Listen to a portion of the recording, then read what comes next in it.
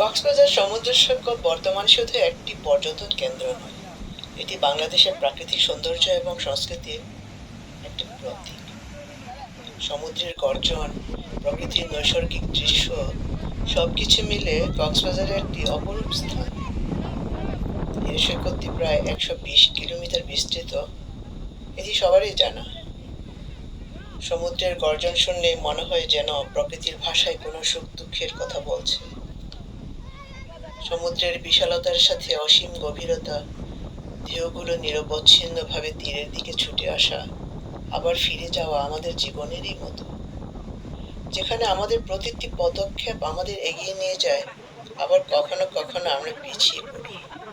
কখনো শান্ত, কখনো অশান্ত। আমাদের জীবনের সমস্যাগুলো ঠিক সমুদ্রের এই জোয়ার ভাটার মতো।